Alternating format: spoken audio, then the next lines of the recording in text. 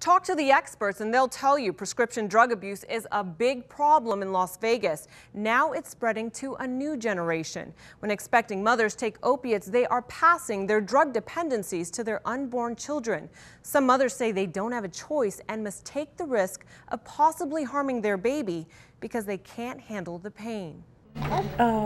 Sofia Ungaro is 8 months old now, smiling cheek to cheek. But her first months after birth were not spent cradled in her mother's loving arms. Instead, little Sofia was whisked away by doctors. She needed immediate care for dependency on painkillers, forcing doctors to take drastic measures. She had a tube coming out of her head, and I feel really ashamed of what I did, but I honestly had no control over it. Sofia's mom, Alicia Ungaro, is a recovering addict who abused prescription pills throughout her pregnancy. After Sofia's birth, Ungaro learned her newborn baby was going through opiate withdrawal and needed drugs to ease the pain. A very tough way to begin a new life. She was fussier.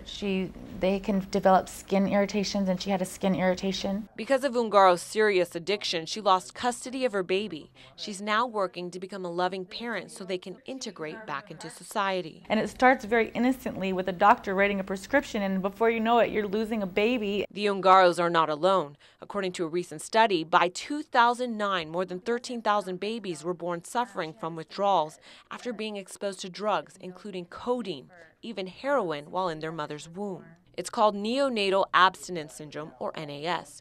Dr. Joseph Adishak, it happens every day, explains the symptoms. A baby is delivered.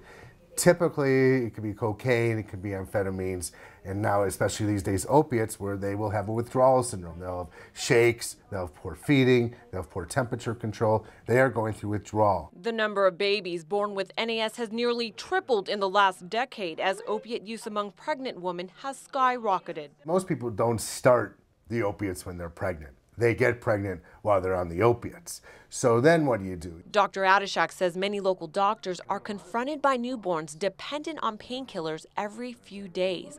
But because the prescription drug abuse epidemic is so new, there are no concrete local numbers out yet. The epidemic of drug use in pregnancy is way up more than it's ever been. Temptation, it can be a hard thing, but I see where I am and I'm with my baby, and that's where I want to be. That's better than getting high. Marissa Mike, News 3.